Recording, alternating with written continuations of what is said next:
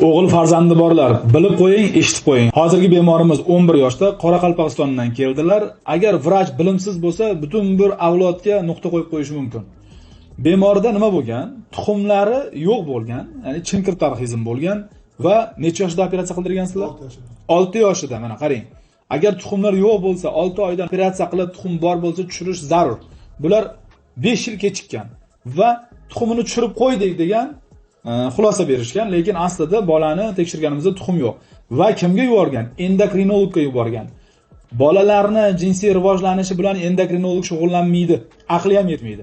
Aqli yetadigan endokrinolog bo'lsa yozing, men tortishuvga tayyorman. Bugungi kungacha birorta endokrinologni bolalarni jinsiy rivojlanish jarayoniga to'g'ri yondashganini ko'rmadim. Hammanglar noto'g'ri yondashgansizlar. Harianskiy gonoterapin bola 5 yildan beri oladi. 5 yildan beri tuxum yo'q. Bolada mutlaqo tuxum yo'q.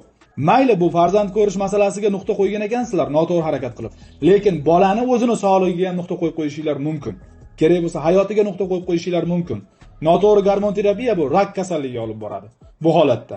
Shuning uchun o'g'il farzandi bor ota-onalar bolangizda moyaklar rivojlanmagan bo'lsa yoki jinsiy rivojlanish bosqichini nazorat qildirmoqchi bo'lsangiz, bolalar andrologi yoki juda topilmasa haqiqiy bolalar urologiga ko'rsatasiz.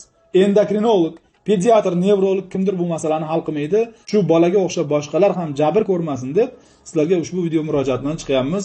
Savollaringiz bo'lsa kommentariyada qoldiring.